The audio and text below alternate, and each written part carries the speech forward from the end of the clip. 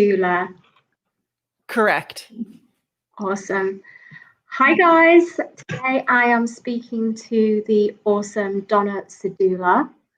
Donna is coming in all the way from Philadelphia, and Donna helps professionals worldwide brand themselves on LinkedIn and beyond. So today we're recording this as a podcast and a live stream.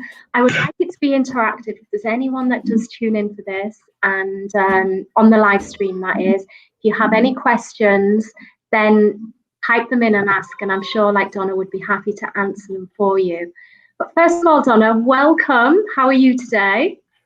I'm fabulous, Zoe. Thank you so much for having me appear on your show. I really appreciate it. Yeah, and thank you for being a guest. So first of all, Donna, would you be able to tell us a little bit more information? What is it about what you actually do? What's your background and what led you to doing what you do now? Sure. I was in sales and marketing for years. I used to do a lot of prospecting. And back in the day, I really started to realize what a huge role LinkedIn played. And I recognized people were checking me out. They were looking at my LinkedIn profile. And for me, over 10 years ago, this all sort of came together. And I realized that your profile is not your resume. It really is your reputation. It's a manifesto of who you are and what you do. And it was at that moment that I said, my goodness, people are doing this wrong. And at that point, I started my own business. I now have over 20 writers working with us. We've written over 6,000 LinkedIn profiles for executives and professionals from all over the world. But ultimately, what we do is we really help people own their message, understand what their story is, put themselves out there in a manner that really impresses and gets people interested, and amazing things happen. Wow, that's amazing. So you're specifically working with people in relation to LinkedIn on how to help them stand out with their branding. Are you specifically focused on small business owners or entrepreneurs, or do you help anyone, anyone who would like to maybe get a job, get a normal job, an employee, like within the workforce? Zoe, we work with people across the spectrum. We work with people all over the globe, but ultimately we work with executives, we work with entrepreneurs, we work with job seekers, but we also work with people who need help telling their story, understanding what their brand is.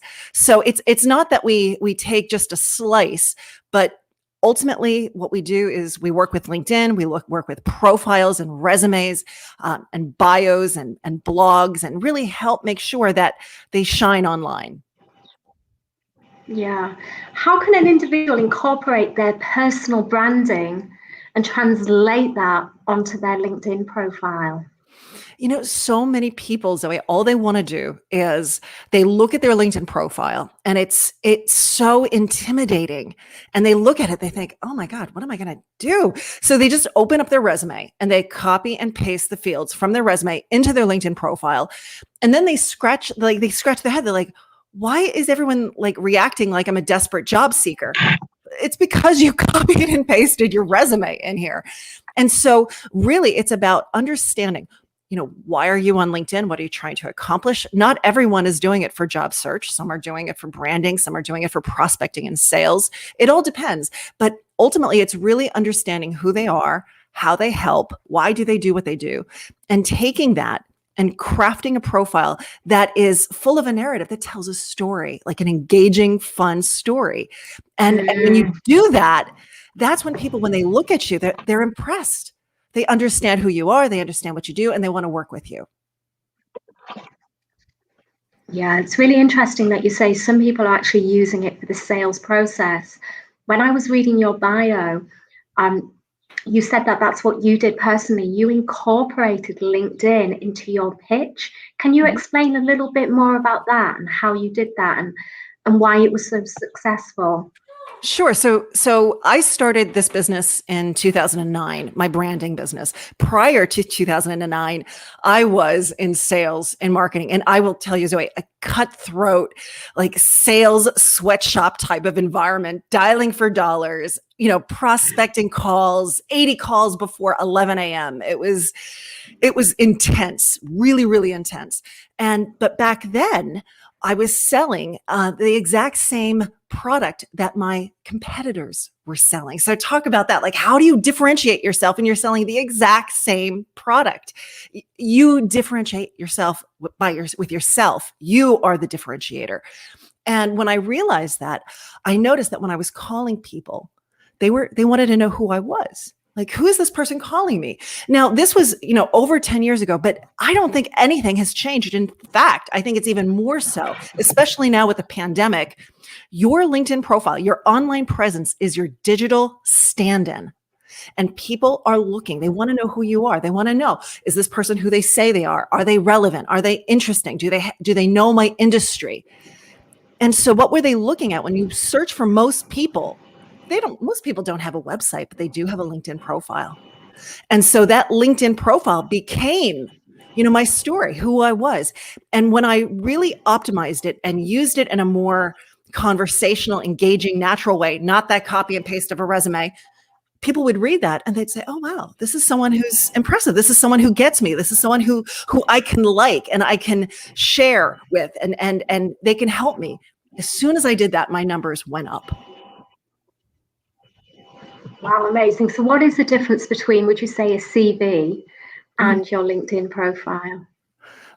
Two totally different things. And there's even differences between CVs and resumes. In the United States, we use more of a resume, which is much more succinct and accomplishment driven. Well, I thought they were the same. Most people do. I thought they were the same thing. I thought a CV and a resume was.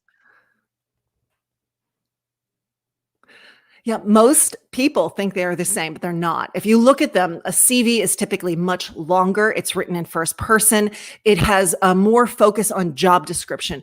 If you look at a resume, resumes are more common in the United States, certain areas of Canada, Australia. Those are where you really see a true resume, typically 2 pages, accomplishment driven.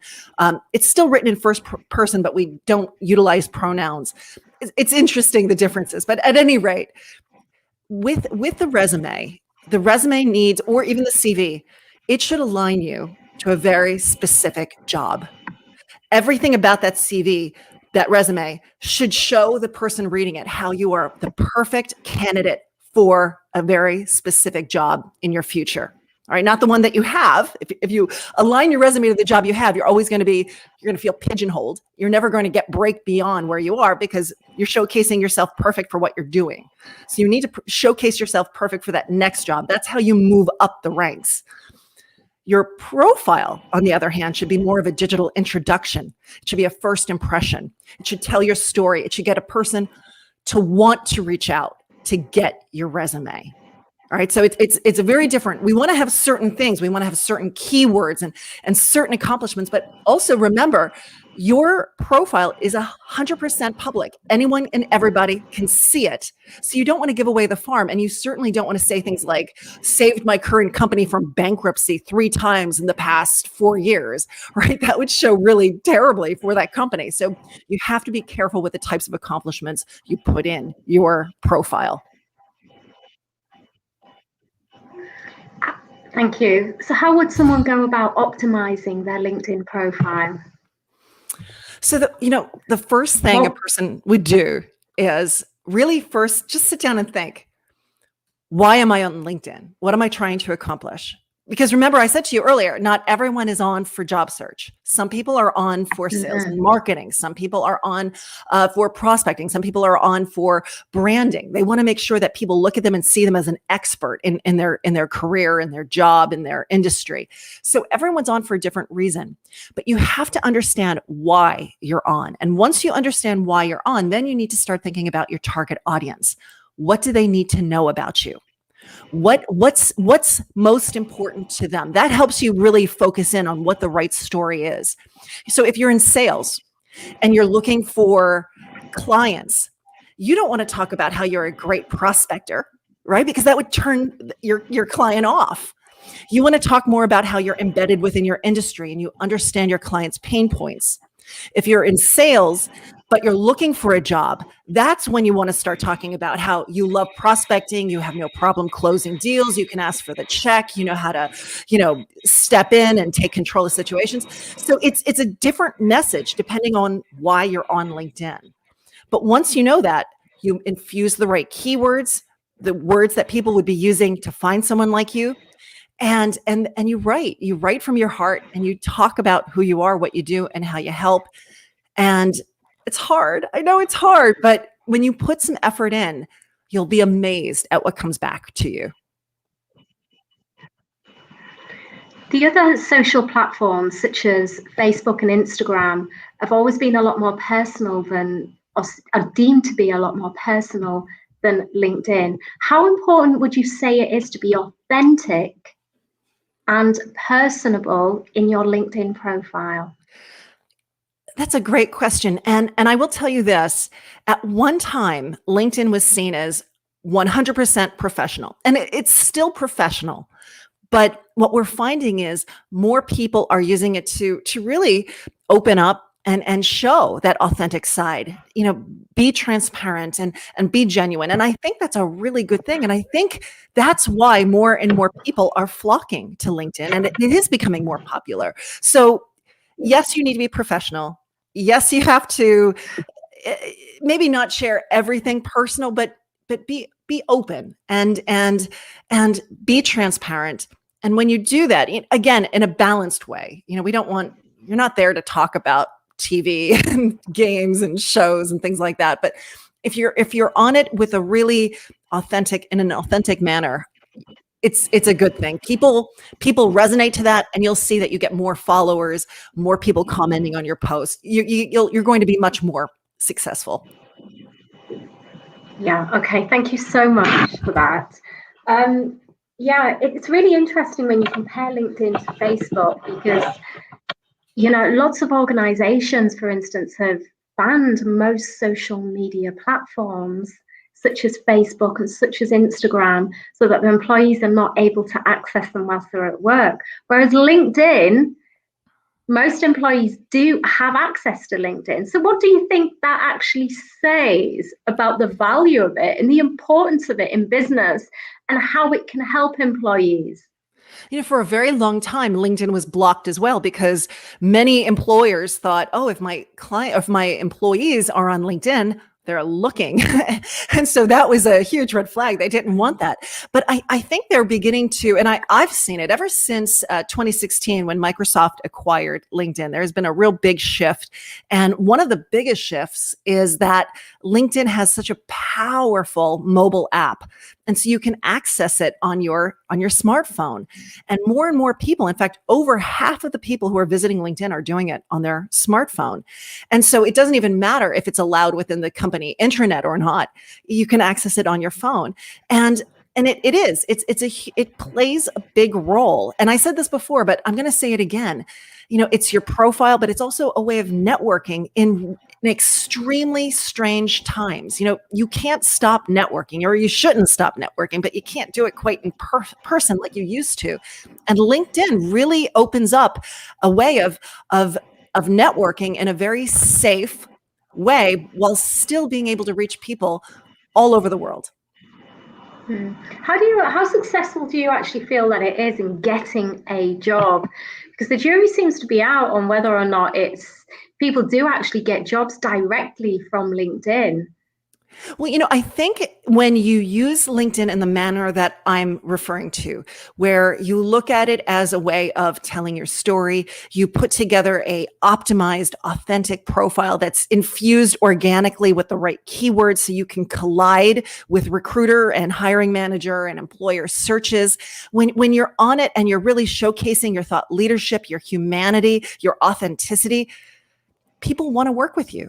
You're going to collide with your tribe. You're going to find people who want to work with you and want to hire you, whether it's as an employee, maybe as a consultant, as a small business owner. It really is this fabulous platform. But if you just copy and paste your resume, rarely log in, you don't scroll through that home feed, you don't interact with people, you don't use it to network, nothing's going to happen. So when you think about it, if you use it and you use it in the right type of manner, good things will happen. If you ignore it, you're right, nothing's going to happen. Yeah, 100%. What do you think about the new features that are being introduced to LinkedIn, such as the stories, because I can see that the stories haven't quite taken off. I know a lot of people that are quite prolific on LinkedIn, and they use it quite a lot, but they still haven't started using the stories feature. When I first saw it, I wasn't quite sure what to make of it. I was like, oh no, another one. This means I'm going to have to do my Instagram story, my Facebook story, and now my LinkedIn story. And I do actually do all three of them now. However, I'm not totally convinced to the value of the story feature on LinkedIn. What do you have to say about this? You know, I think that one of the issues is when you look at LinkedIn and you look at all their employees, they skew very young. But when you look at the LinkedIn demographics, they skew a little older. People are more in their 30s and their 40s and their 50s. And you think of who uses stories very naturally. It's those who are younger. And so I think that's what you're really seeing right now. Those who are older, they're on LinkedIn, they're using it in a very professional sense.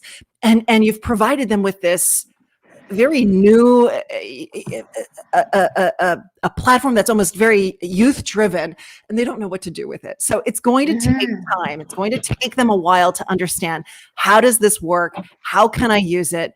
How make it, get it to the point where it feels natural to them. So it's going to take time. I truly believe it's going to take time. But if they do start to see that, hey, if I do post a story and I'm looking at other people's stories and I'm interacting with them and I'm networking and I'm creating these relationships and good things are coming from it, we will see stories take off. But if on the flip side, the older people are trying it and it's not working for them, I think you might find that the stories aspect maybe just, will just sort of, go away. But with LinkedIn, they often will release functionality and then take it away. So I don't know what's going to happen with stories. It might take off, or it might be one of those things that just disappears. Yeah, I suspect greatly that it is just going to disappear. One new functionality of LinkedIn that I do absolutely love is the to go live on LinkedIn feature. And I think where they've been clever about that at the moment is that not everyone can go live. So, you have to apply to be able to go live on LinkedIn, which I have. And in order to get that, I think you have to have a certain number of followers and, a big enough reach so that they know that you're going to bring more people and more value to the platform. But the live option is just absolutely incredible. And I think that's really up the game of LinkedIn. What's your thoughts on that?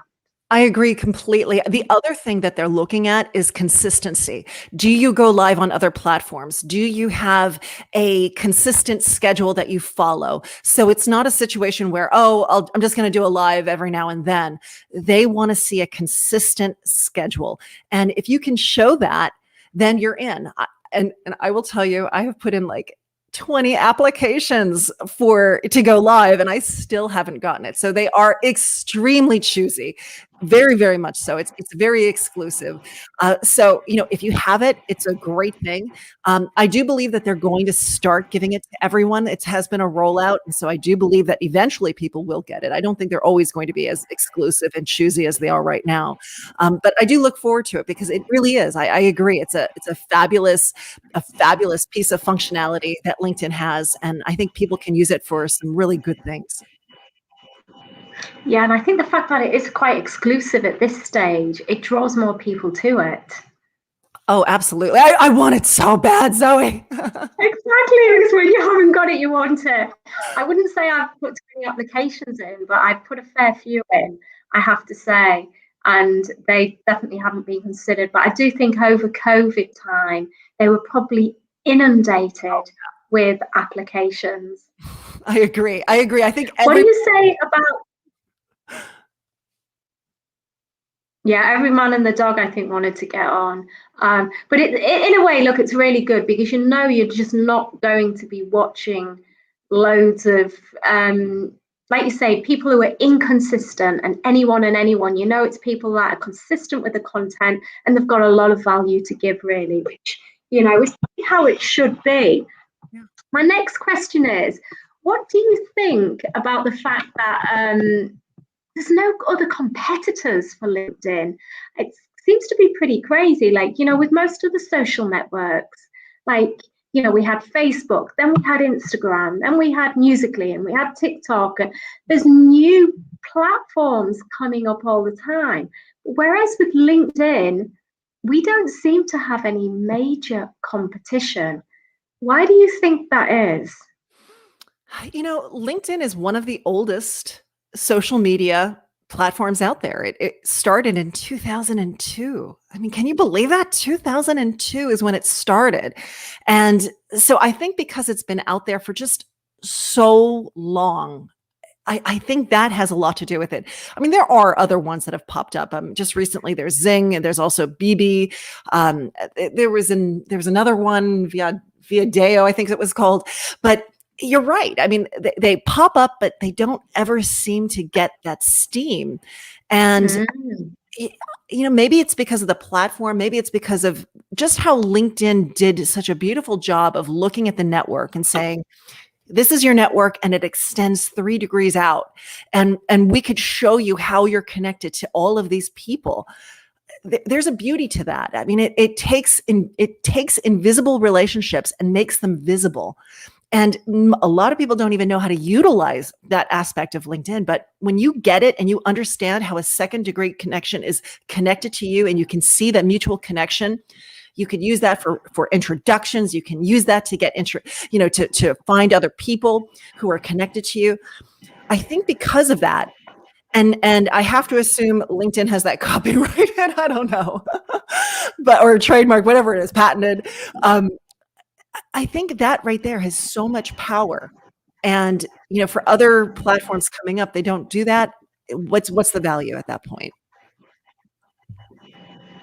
Yeah, I do believe that LinkedIn's kind of experienced a resurgence, especially here in the Middle East. Not too sure what it's like in the States, but I know I would say LinkedIn and Instagram are probably the 2 main platforms. That was before TikTok started going a little bit crazy. But TikTok's very popular out here now too. But yeah, LinkedIn and Instagram, other than Facebook still seems to have it just seems to have faded, really. Whereas that's probably my favorite platform of choice, even over Instagram. I'd say Facebook and LinkedIn. But yeah, definitely within the Middle East, it just seems to be seen as one of those platforms that you need to be on. Yeah, I agree. And it's funny. I love Facebook as well. I mean, as much as I've always put myself, out there and said, hey, associate me with LinkedIn, I equally love Facebook. I think there's tremendous value there. But I have noticed that I think with our presidential election and other things going on, I think I think Facebook has lost a little bit of their step. I see less and less people on it. And I think a lot of them are going to Instagram and they're going to LinkedIn.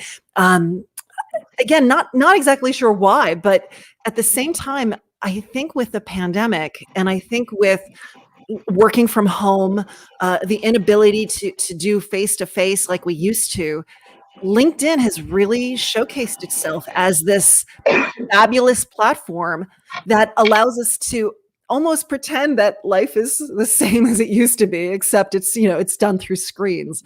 So it works really well. And I think a lot of what we're seeing has helped it. And I do think there seems to be more of a filter on LinkedIn as well. You wouldn't get a lot of the trolling and a lot of the, the politics. There's not as much politics on LinkedIn. And that's not trolling and all that horrible, really nasty stuff that you associate with social media. For some reason, there seems to be a bit of a filter. Like, no, you don't do that on LinkedIn, which is really good. So when you're going over to that, you're not going to experience all of that rubbish. I agree. I think it's that professionalism. It's wearing a suit. It's saying, hey, look, this is a professional platform. Behave yourself. And people really do. Yeah. What do you think about the people spending additional money per month to be part of the premium membership on LinkedIn?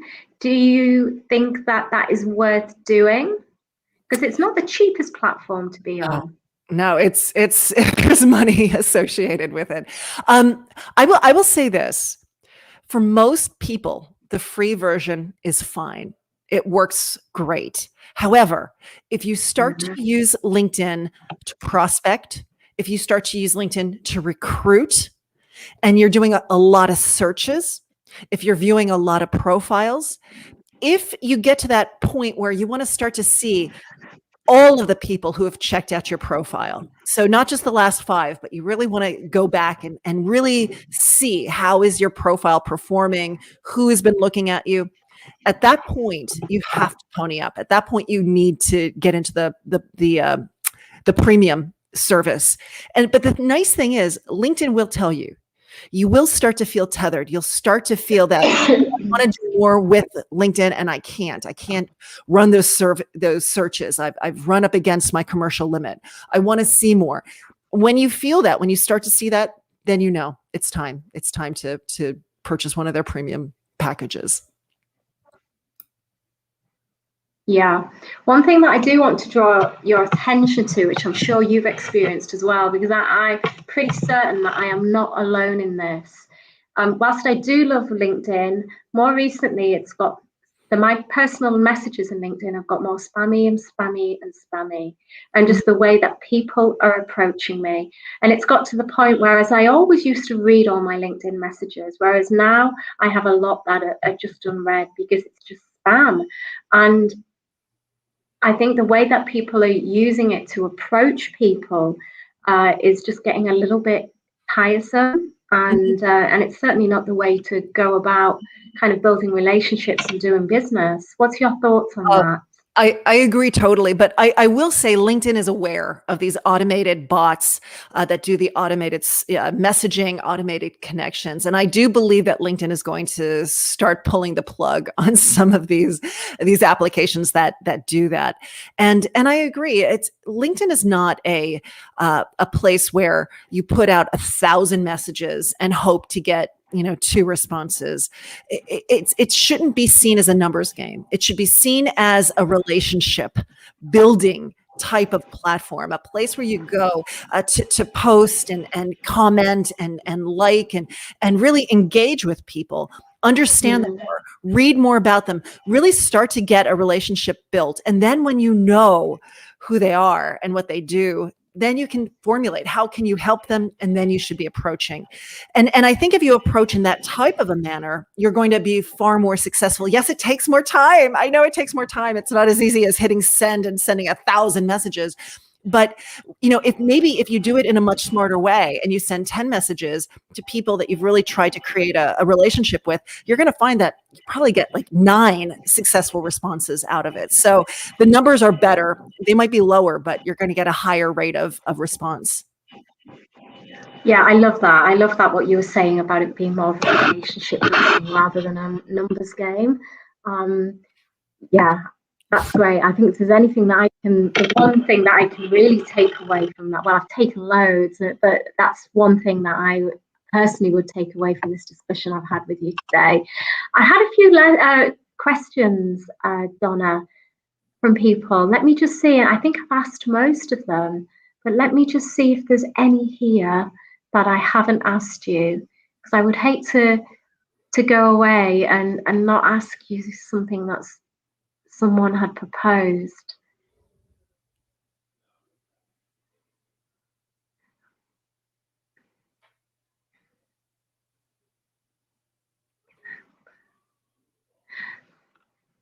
Here's one question that someone has asked. Can you suggest any changes that people can make in their posts on LinkedIn to establish a better audience? Oh, hashtags. Absolutely. Hashtags is a fabulous way to really make sure that your posts get a wider audience. And it's a way of showcasing to LinkedIn what your post is about, so they can better target the audience who receives it. Because with LinkedIn, it's not about when you post something, at that moment, it doesn't go out to everybody on your network. It starts to drip out in little bits, and LinkedIn is testing to see, is this a good post? Is it a successful post? What is this post about? How can I get this post in front of the people that will care about it? And so you want to do as much as you can to help LinkedIn understand that, one, it's a strong, non-spammy, but valuable post. And what is it about? And by using hashtags, that's the fabulous way to do it. Now, for a long time, the going advice was 3 hashtags a post. I've been hearing more and more about how you can do a little bit more, like 6 hashtags, but according to LinkedIn, they still suggest only 3, which is kind of mind-blowing if you think about it, because when you look at Instagram, you look at these other platforms, I mean, you do like a huge wall of hashtags. But with LinkedIn, it's only 3. So what you should do is do some research, really understand who is your target audience, what hashtags would they be interested in, what would they be following, and then check to see which hashtags have the most followers. So if you were writing something about marketing and you did a hashtag marketing tips, if you search LinkedIn right now to see how many followers are following marketing tips, it's microscopic. There's very few people. But if you were to take away the word tips and just do marketing, hashtag marketing, it's millions. So do a little bit of research, really make sure you're using the right hashtags, and then add them to the bottom of your post. The other thing you want to do is, once you put that out there, let some people know that you've done it. You let some friends that you have, maybe just send them a quick message. Hey, I just posted something. You could also tag people in your post. Don't over tag. Tag people that you know are going to respond to it. If you tag a lot of people and no one responds, your post is going to go right down the toilet. So use 3 hashtags, tag a few people, let some people know that you've posted something. And if you are active and engaging with other people on their posts, that's a good thing as well. So that will also help any post that you create, because those people that you've been interacting with, LinkedIn knows there's a relationship and they will see your post immediately. So those are just a few things you can do to really make sure that your posts explode with engagement and views. Wow, that's fantastic. Some really good tips there. Donna, thank you so much for your time today. I really appreciate you coming on and sharing. Oh, I've lost you. Can you see me? And sharing your amazing knowledge with the audience today. And yeah, thank you so much. Guys, I'm going to end this live stream. Thank you so much for your questions beforehand. And yeah, until next time.